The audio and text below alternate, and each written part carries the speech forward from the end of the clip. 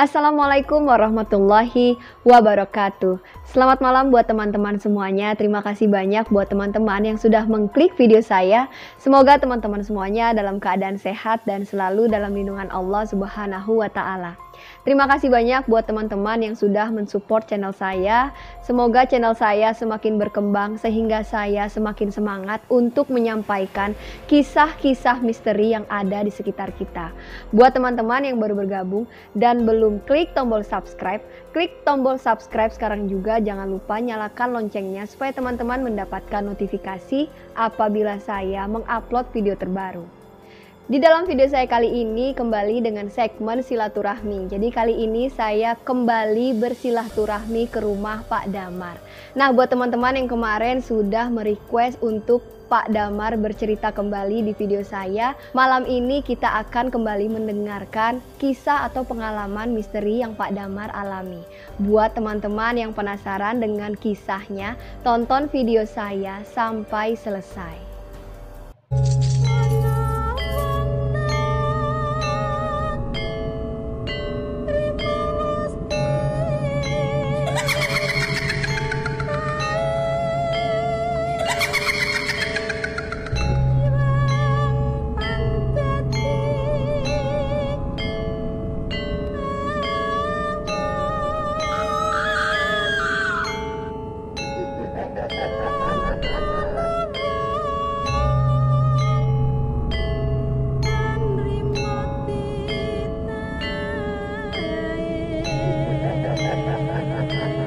Nah, sekarang saya sudah berada dengan Pak Damar. Jadi Pak Damar pada malam hari ini akan menceritakan pengalaman misterinya. Namun kali ini berbeda dengan cerita yang sebelumnya.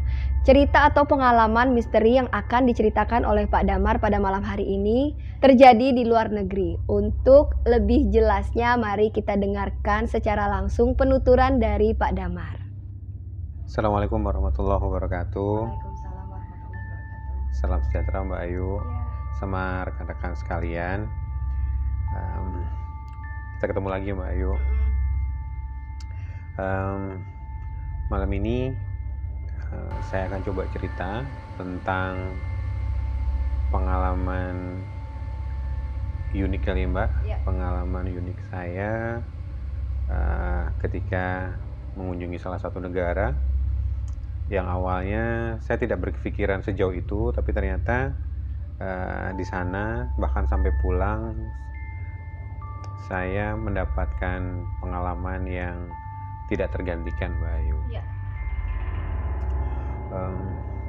Waktu itu saya mendapatkan kesempatan untuk berkunjung ke Jepang bersama 3 orang rekan. Berdua laki-laki dan berdua perempuan.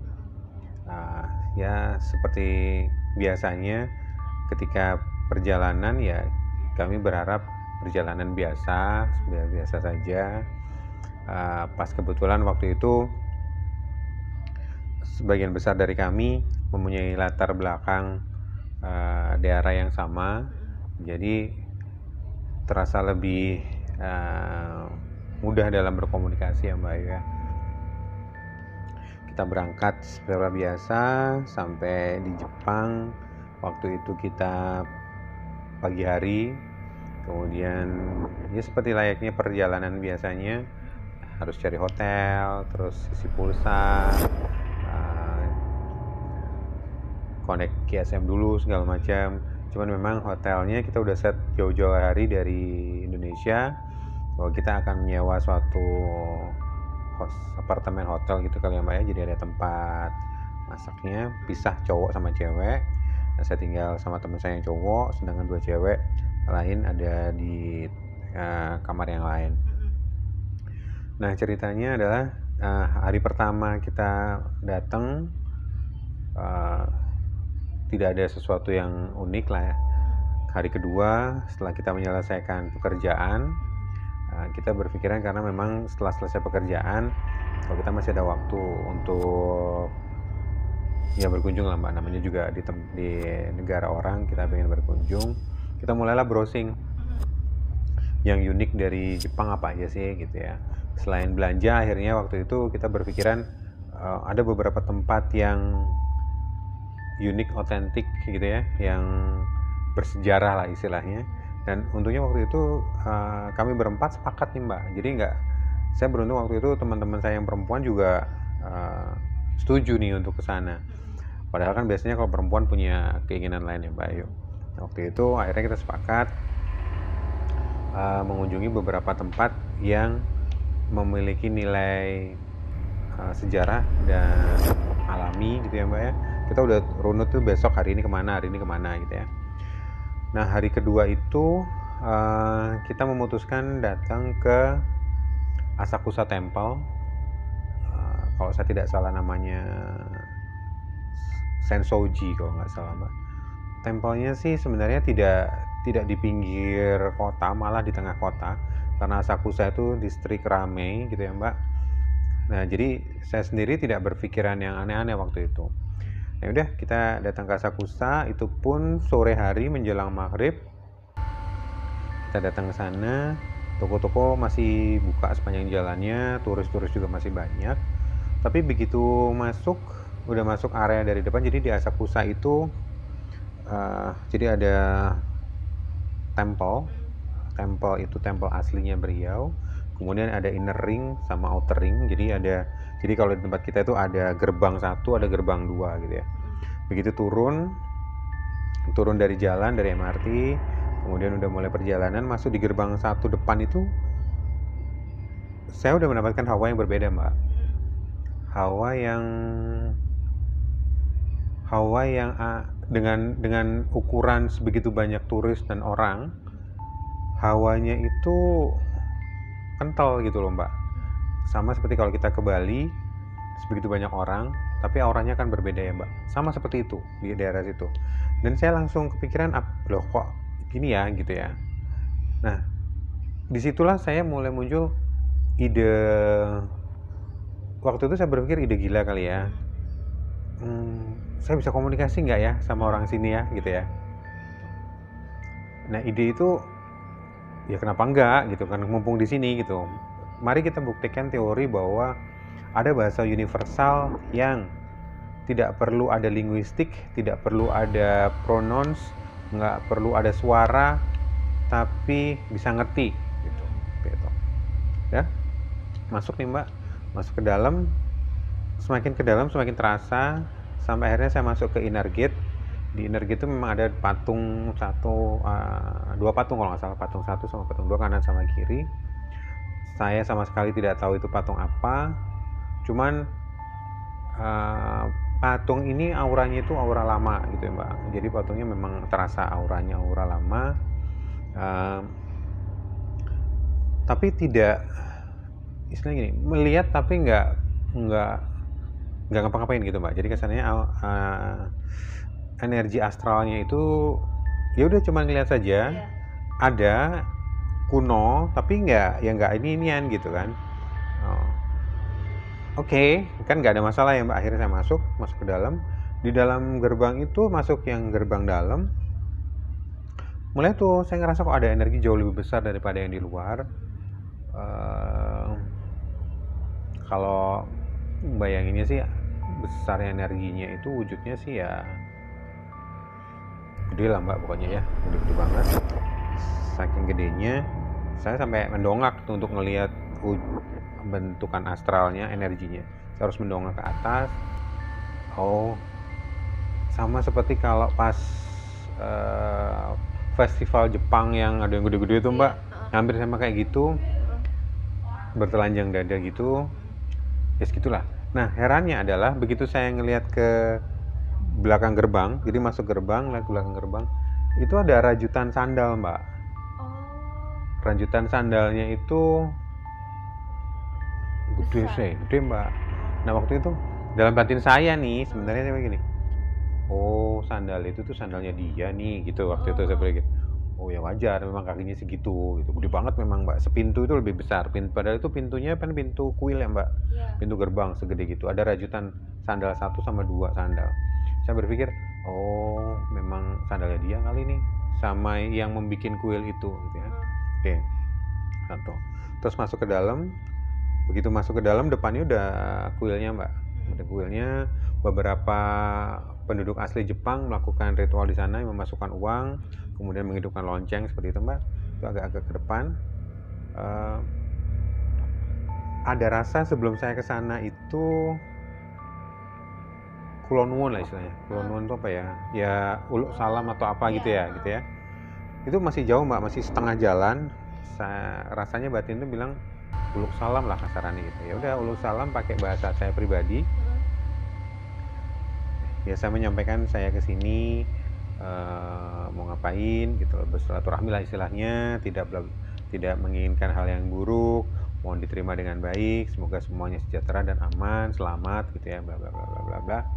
Kemudian dengan cara yang saya tahu, karena saya taunya ya dengan cara-cara lama kita, saya melakukan itu, ya saya berdoa seperti biasanya.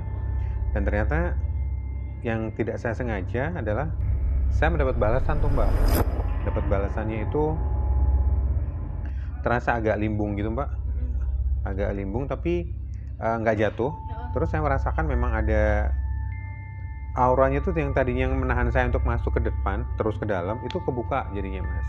Jadi masuk ke dalam terus saya coba pegang tanahnya tempel. Saya nggak merasakan ada getaran yang aneh lagi. Oke, terus saya masuk ke dalam. Nah, teman saya yang lain, yang perempuan 2, saya nggak tahu waktu itu kemana. Tapi yang jelas ada satu teman saya yang laki-laki yang barengan saya. Dia masuk ke arah kiri, kiri tempel tadi Mbak. Ke kiri tempel. Saya mau masuk ke situ nggak bisa Mbak. Jadi saya mengikut dia, itu kaki saya udah nggak bisa masuk. Jadi kayak ketahan gitu Mbak. Ada yang nahan gitu. Jadi benar-benar nahan dan nggak bisa masuk. Itu benar-benar nggak bisa diapa-apain. Jadi kayak benar-benar kok saya nggak bisa masuk ya, kok nggak bisa ngapa-ngapain ya. Nggak ada apa-apa di depannya ya. Nggak ada apa-apa. Jadi benar-benar jadi tempel. Jadi kayak ada jalan ke samping kiri. Saya nggak bisa ngapa-ngapain. Terus ya udah, saya cuma bisa ngeliat sini, foto kanan kiri, bla bla bla. Teman saya keluar. Terus saya nanya, Gus, ada apa Gus di dalam Gus? Gitu. Kuburan Mas. Gitu. Oh, kuburan. Iya, karena yang bagus gitu. Oh, dalam hati saya, oh mungkin gara-gara itu saya nggak boleh masuk gitu ya. Oke, setelah selesai saya masuk ke dalam. Saya masuk ke arah tempel tadi, tapi hanya di depan Mbak, karena kita nggak boleh masuk. Di depannya itu ada kotak yang isiin uang, terus ada yang kelentengan itu. Saya sih waktu itu memang nggak memasukkan uang, cuman saya dari depan berusaha uluk salam sampai ke dalam. Waktu di dalam itu memang rasanya terbentuk ini Mbak. Sebenarnya ada energi astral di dalam yang welcoming gitu loh Mbak. Dan itu bahkan beliau dari dalam pun tertutup segala macam, tapi saya merasakan istilahnya apa ya Mbak ya, disambut dengan baik lah istilahnya. Oke, begitu udah selesai ya, bla bla bla selesai, kemudian mulai muter lah kita ke arah kanan. Di kanan cuma ada taman segala macam ya. Lalu kita pulang gitu. Pulang ke hotel. Terus malam itu antara mimpi sama nggak mimpi sebenarnya, saya merasa ada yang datang. Sosoknya ada yang datang, saya merasakan ada yang datang asalnya Mbak. Kalau diwujudkan itu wujudnya seperti wanita, wajahnya putih, rambutnya lurus, matanya agak sedikit memanjang. Kemudian memang ada beberapa yang sosok lain tapi tertutup sama si sosok yang ini. Udah, begitu selesai, pagi saya bangun, saya penasaran, browsing lah saya Mbak. Saya lupa kata kuncinya waktu itu, tapi yang jelas kalau saya tidak salah, saya menggunakan kata kunci Dewa Jepang. Ternyata waktu saya buka pertama, yaitu yang kelihatan. Persis dengan gambar yang Mas lihat. Kalau nggak salah namanya Materasu atau siapa, saya lupa ya. Persis banget sama itu. Terus habis itu, saya mikir ini kebetulan kali ya. Ya udah kebetulan. Ternyata waktu sarapan pagi, dua teman saya yang perempuan bilang dua-duanya nggak bisa tidur sampai pagi. Waktu ditanya kenapa, katanya kenapa, nggak tahu, nggak bisa tidur aja gitu. Rasanya kok aneh aja ya, nggak bisa tidur sampai pagi. Dalam batin saya, ya semoga bukan karena saya ya gitu ya. Oke, itu hari kedua mbak. Nah, terus hari ketiga, ya itu hari kedua. Habis itu kita melakukan pekerjaan lagi.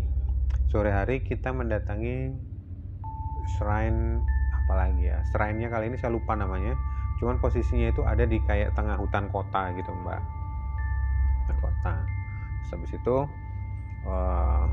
karena pengalaman kemarin bagus, kita buru-buru tuh, udah buru-buru banget lah. Sampai sana pas banget ditutup mbak pintunya. Pas banget ditutup, ya agak sedih sih gitu ya, agak sedih.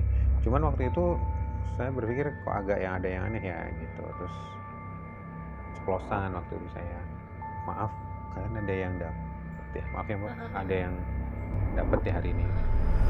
Iya mas, saya dapet. Udah lebih baik kita nggak datang gitu, udah bentar kita ganti yang lain aja deh destinasinya gitu ya. Akhirnya kita berubah destinasi, pindah ke tempat yang lain. Nah, ketika proses itu pun itu sebenarnya di shrine yang bahkan ketutup pintunya tadi itu dapat gambarannya itu benar-benar udah kayak, saya tuh herannya kalau digambarkan itu sama seperti yang di kartun-kartun Jepang itu loh mbak. Jadi wujudnya ya astralnya nggak sama seperti tempat kita. Dan bukan karena saya seneng kartun atau gimana pun ya mbak, tapi wujudnya itu ya kayak gitu. Ya seperti itu gitu. Cuman gimana ya, lebih rasanya lebih kasar dari tempat kita. Energinya itu lebih terasa lebih kasar. Tapi yang saya heran adalah walaupun di negara seperti itu yang teknologinya maju, tapi itu tuh masih ada dan bisa berdampingan dengan manis gitu loh mbak. Maksudnya dia nggak membuat saya nggak tahu juga di Jepang ada kesurupan atau tidak, cuman maksud saya ada interaksi bahwa mereka ketika pulang kerja masih ke temple berdoa dengan cara mereka sendiri. Mungkin itu kali ya, walaupun berdoanya cuma sebentar terus pulang, ada kesibukan lain atau kegiatan senang-senang yang lain, tapi whatever itu mereka masih menghargai ada temple, ada shrine di situ yang mereka lakukan tiap hari gitu mbak. Oke. Nah itu saya nggak ceritain tuh sama teman-teman saya selama di sana, karena kalau saya ceritakan mungkin mereka udah langsung ilfil tuh, udah mending nggak deh gitu ya. Oke. Nah sampai kita sih cuma 3 hari atau 4 hari di sana. Saya pikir udah selesai tuh mbak Ayu. Ceritanya udah selesai, kita pulang balik lagi ke Indonesia. Saya sampai Jakarta, terus sampai di rumah saya pikir selesai, ternyata belum mbak Ayu. Sampai di sini ketika saya bebersih mandi, waktu saya mandi itu ada yang datang mbak. Astralnya bentuknya kecil, beliaunya udah sepuh, badannya kecil, bertelanjang dada tapi bawa pedang gitu. Dalam batin saya, ini kok kesini gitu. Tapi yang saya terima jawabannya adalah memastikan Anda selamat sampai tempat. Jadi sempat komunikasi ya mas? Itu tadi mbak, komunikasi tanpa bicara, tanpa ada suara, bahkan ketika saya mandi mbak. Kebayang ya, jadi bukan posisi saya harus khusus misalkan dengan posisi saya meditasi, yoga, wiritan segala macam. Kan beliau datang ketika mandi. Dan istilahnya yaitu, jadi kesannya kayak memastikan Anda pulang dengan selamat. Dan dari situ yang saya dapat adalah, kalau ini efek saya kemarin diingatkan untuk berlaku sopan dan berlaku dengan tata cara kita pribadi, walaupun mungkin nggak sama dengan mereka, tapi ternyata diterima sama mereka. Itu sesuatu yang akhirnya istilahnya mbak, membanggakannya adalah bahwa hipotesa saya mengatakan bahwa tanpa sesuatu yang kita ucapkan, tanpa bahasa, tanpa suara pun, ternyata memang ada bahasa universal yang bisa dipahami. Jadi yang selama ini yang dikatakan bahwa mungkin ada perbedaan segala macam, ya mungkin benar di satu sisi ya. Tapi kalau saya pribadi dari sisi saya, ternyata ada sesuatu yang lebih besar daripada itu yang mungkin berpengaruh atau dipengaruhi oleh niatan kita melakukan sesuatu gitu Mbak Ayu. Mas tadi kan Mas bilang pas mau masuk kuil ini kayak ada yang apa ya, yang kayak ada yang nahan gitu. Mas tau gak sih kenapa gitu? Jadi kalau kayak di kartun Jepang tuh kayak ada kekai lah yang nahan. Awalnya sih saya nggak terlalu paham ya Mbak Ayu ya. Cuman ketika saya malam itu saya mikir lagi, yang saya dapat itu intinya gini Mbak, masa nggak ada bedanya orang tahu sama orang nggak tahu gitu sih Mbak. Jadi kesannya nggak bisa dibohongin kalau misalkan Mbak Ayu sudah pernah diajarin kalau sama orang lebih tua harus sopan, santun gitu, sama yang enggak kan beda ya Mbak Ayu. Nah, ketika Mbak Ayu punya knowledge itu, kan kelihatan ya Mbak. Nah, yang saya terima adalah sama seperti itu. Kalau kamu tahu sopan santunnya dan kamu ngerti, kenapa kamu harus nggak ngelakuin itu? Jadi pada awalnya Mas nggak ngelakuin itu? Karena saya kan niatannya juga nggak ingin itu Mbak. Saya inginnya ya udah seperti itu teman-teman yang lain. Saya juga pengennya foto-foto, selfie, jalan-jalan gitu ya. Tapi ternyata tidak bisa serta-merta kosongan gitu, nggak bisa juga Mbak. Karena itu mungkin yang saya terima adalah itu saya memang perkataan itu menohok sih Mbak memang. Masa nggak ada bedanya orang tahu sama nggak tahu dengan rasa judes gitu ya Mbak. Jadi ada yang ada, saya merasakan itu. Masa nggak ada bedanya orang tahu sama nggak tahu? Pada saat itu Mas, saat Mas yang nggak bisa ngelangkah itu ada. Itu saya nggak terlalu paham Mbak, cuman ketika saya sudah selesai malam itu saya baru dapat itu, kenapa saya tadi kok sampai segitunya gitu. Kok sampai ketahan begitunya itu kenapa? Nah ternyata malam itu saya dapat itu. Saya nggak tahu itu dari mana, apakah batin saya sendiri atau siapa yang mengatakan itu, saya dapat itu. Nah malamnya ketika saya ketemu sama setengah mimpi atau tidak itu dengan sosok yang perempuan tadi, saya mendapatkan gambaran bahwa welcoming lah itu. Jadi tidak ada rasa, kan beda ya Mbak ketika kita diterima sama kita dimusuhi atau tidak disukai, itu terasa bedanya. Dan ketika itu saya ngerasa memang welcoming gitu. Dan setelah itu memang ketika saya kemarin yang hari selanjutnya itu kita tidak boleh masuk dalam masuk ke shrine selanjutnya, itu juga sebagai salah satu istilahnya kalau orang kita mungkin ngomong kali ya Mbak, dari sisi mereka, karena dari salah satu teman kami ada yang tidak sedang berhalangan, jadi mungkin nggak cocok gitu ya. Nah terus kemudian dari setelah itu memang rasanya kayak mudah gitu loh Mbak. Jadi saya pergi kemana itu on time gitu ya. Ya terlepas dari apapun bentuknya ya Mbak. Tapi setelah ngerasanya itu nyari ramen halal itu juga cepet banget tuh Mbak. Tahu-tahu loh ketemu ini. Kita nggak perlu cari Google tuh. Nah ini ramen ini depan sini gitu kan. Oh udah dapet gitu ya. Terus kemana lagi itu juga cepet gitu loh Mbak. Kayak dipermudah dalam artian ya Allah alam ya Mbak. Cuman dalam artian paling tidak kalau kita datang ke suatu tempat, kemudian kita sudah dapat blessing, kemudian kita sudah melakukan adatnya lah istilahnya, kan lebih nyaman ya Mbak ya. Istilahnya kita sudah sesuai dengan yang seharusnya lah, sepengetahuan kita sih Mbak, gitu sih Mbak. Nah satu lagi nih Mas, tadi kan Mas Damar bilang di pintu kuil itu melihat ada sendal besar. Saya sebenarnya penasaran dari tadi pengen nanya, itu wujudnya benar-benar ada atau Mas Mas Damar melihatnya secara gaib? Ada Mbak. Oh, jadi sendal itu benar ada? Ada Mbak. Jadi di pintu kedua dari tempel itu, jadi kan ada pintu pertama, pintu kedua, pintu masuk ke dalam itu. Ketika saya masuk, pintunya kalau di tempat kita itu kayak Mbak Ayu pernah ke kuil bukan kuil, istilahnya kalau teman-teman yang Konghucu itu apa ya istilahnya, lupa saya. Kelenteng. Nah, kayak di kelenteng tapi jauh lebih besar Mbak, gede banget. Saya masuk ke dalam. Nah, dari situ saya udah mulai ketemu dengan si energi astral yang besar tadi Mbak yang saya ceritakan.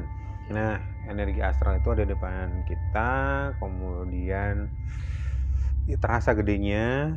Nah, ketika saya mengagumi besarnya, saya menengok ke belakang dan ternyata ada sandal itu gitu Mbak. Sandal itu rajutan memang dipajang sih Mbak Ayu gitu ya. Nah, waktu itu saya nggak kepikir, yang saya dapetin begini Mbak, apa sandal ini sandalnya si ini ya, gitu sih memang ya. Jadi kayak terasa sandal gede ini ngapain nih, memang ada tulisan Jepangnya gitu Mbak, saya nggak paham tulisannya, cuman memang dipajang. Terus saya ngerasa apa ini ada hubungannya sama yang gede ini ya. Apa sekilas sih waktu itu saya berpikir gini, apa orang dulu ketika ingin mengungkapkan bahwa di sini tuh ada energi protektif sebesar itu, mereka menggunakan wujud sandal yang biasa mereka gunakan.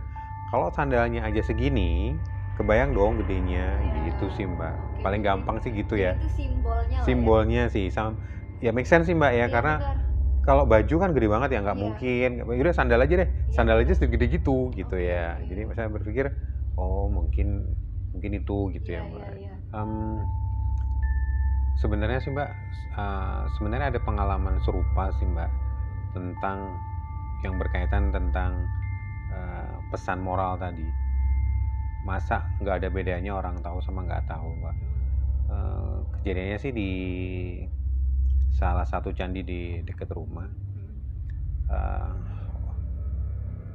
Saya nggak terlalu hafal macam-macam candi ya Mbak waktu itu, tapi candi ini tidak terlalu jauh dari posisi rumah orang tua saya Mbak, kira-kira 20 menitan lah ya, 20 menitan.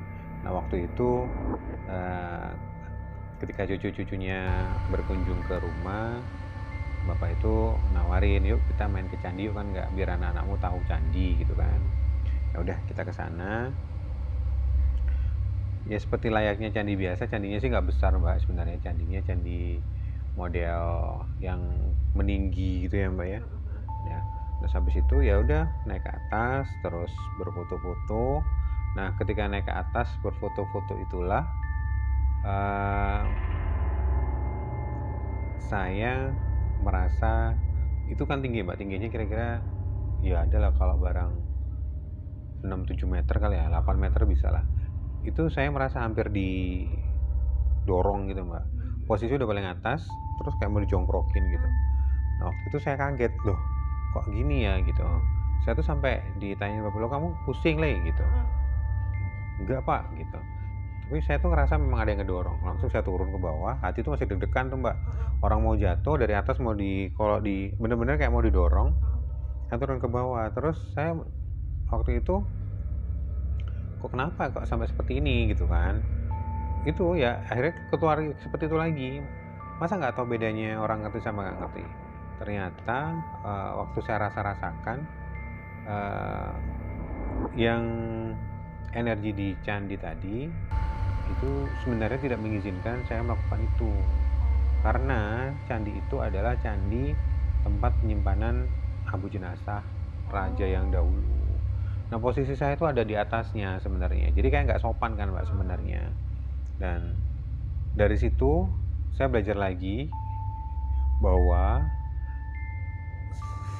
keinginan seseorang untuk jalan-jalan atau berusaha untuk tidak tahu, menutup diri, ternyata ada masanya tetap akan dianggap bisa selama dia bisa gitu. Emang bisa gitu ya. Dan yang penting adalah sopan santun itu harus tetap dilakukan sebisa mungkin lah, dengan pemahaman si empunya. Jadi kalau misalkan dia paham, ya kerjakan semampumu. Kalau beliaunya tidak paham, ya nggak apa-apa kalau nggak ngerti. Wajar lah kalau dia nggak ngerti.